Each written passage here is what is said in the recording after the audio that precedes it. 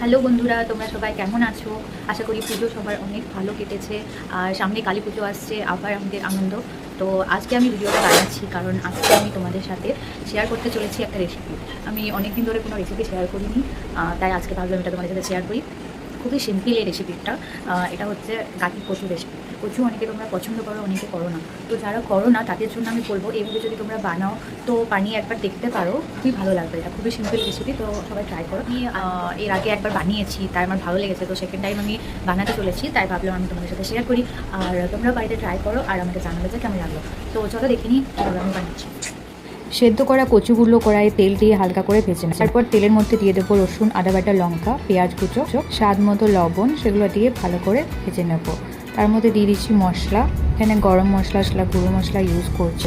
তারপরে টমেটো দিয়ে সেটা ভালো করে ভেজে নেব। হয়ে গেলে তার মধ্যে দিয়ে দেবো দই, তারপর মশলা, হলুদ দিয়ে ভালো করে কষে নেব। দই থেকে যখন তেল ছাড়বে তখন তার মধ্যে জল দিয়ে ভালো করে নেড়ে নেব। কচুগুলো তুলে রেখেছিলাম সেটা দিয়ে ঢাকা দিয়ে ফুটিয়ে নেব। ফোটানো হয়ে গেলে তার মধ্যে স্বাদ মতো চিনি দিতে পারেন, না হলে নাও দিতে পারেন। তারপর ওপর থেকে ধনেপাতা দিয়ে আমার রান্না রেডি। এটা বানানো খুব ইজি আর খেতেও খুব ভালো। ভিডিওটি ভালো লেগে থাকলে লাইক, সাবস্ক্রাইব অবশ্যই করে দেবেন। Bye bye.